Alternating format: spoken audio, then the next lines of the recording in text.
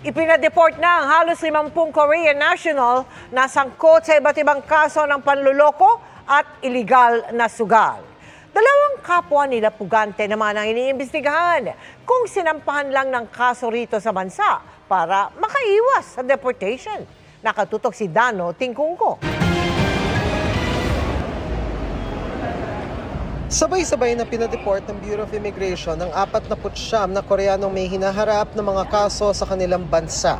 Trilyones na Korean won ang kabuuang halaga ng nakulimbat nila sa pamamagitan ng panloloko o pang-eestapa.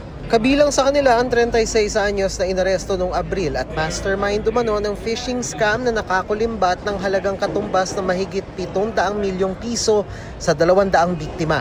Ang iba naman may kasong illegal gambling tulad ng isang deportee na nakabol sa umano na mahigit 80 milyong piso dahil sa pagpapatakbo ng 23 illegal gambling website. Meron hong idea ang ibang tao, they have this notion, and by deporting ngayon po, we will disprove that notion na madaling magtago dito sa Pilipinas.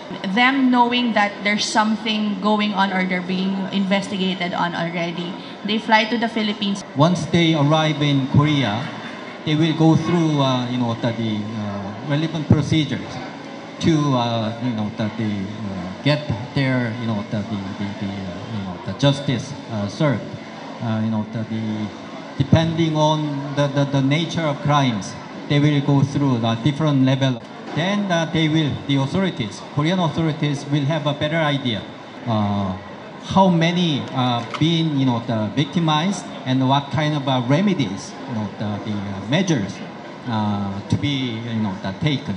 Iniimbestigahan din ng BI ang dalawang puganteng sinampahan ng kaso dito sa Pilipinas kung lehitimo ang kaso o kung isang uri ng tinatawag na demandami modus para makaiwas sa deportation.